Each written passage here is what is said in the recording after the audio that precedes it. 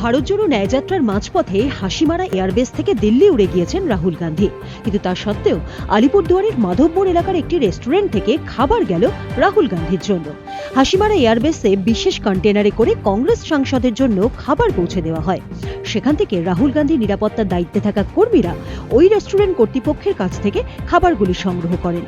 দেশের প্রাক্তন প্রধানমন্ত্রী রাজীব গান্ধীর ছেলে কংগ্রেস নেতা রাহুল গান্ধীর জন্য রান্না করা খাবার পাঠাতে পেরে আপ্লুত রেস্টুরেন্ট মালিক তারক ভৌমিক।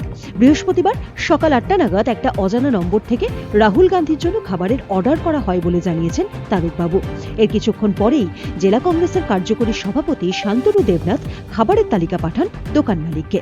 সকাল 11টার মধ্যে ভিভিআইপিদের জন্য পাঠানো বিভিন্ন মেনু রান্না করে ফেলেন রেস্টুরেন্ট কর্তৃপক্ষ। রেস্টুরেন্ট সূত্রে জানা গিয়েছে মটন শিক কাবাব, চিকেন টিক্কা, মটন বিরিয়ানি, ডাল ফ্রাই, পনির বাটার মশালা, ঘিয়ে ভাজা পরোটা, কাঁচা আমের চাটনি, স্যালাড, ভেটকি ফিশ ফ্রাই, চিকেন কারি। 6 জনের জন্য ভেজ খাবার, 3 জনের জন্য নন ভেজ খাবার গিয়েছে।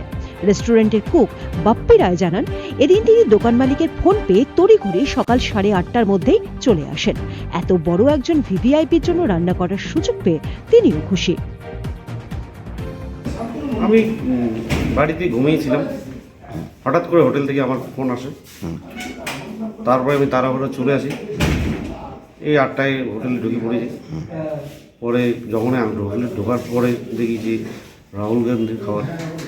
তো উনি তো একজন মান্যগণ্য ব্যক্তি দেশের। তো আমি তারপরে করলাম কি, প্রথমে দিকে একটু আমার ভয় পাইছিল। তারপরে আমি একটু মনে সাহস নিয়ে সুন্দর করে পরিষ্কার পরিচ্ছন্নভাবে করে রান্নাটা করলাম। রান্নাটা করে ওরাই পার্সেল করলাম।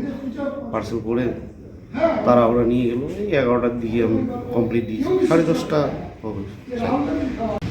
সেটা আলিপুরদুয়ার রেস্টুরেন্ট থেকে আমরা খাবার নিয়েছি।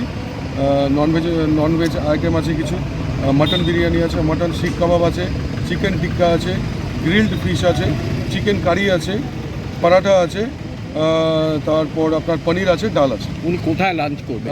উনি হাসিমারাতে আমাদেরকে খাবারটা পৌঁছে দিতে বলেছেন। আমরা হাসিমারাতে যাচ্ছি সেই খাবারটা পৌঁছে।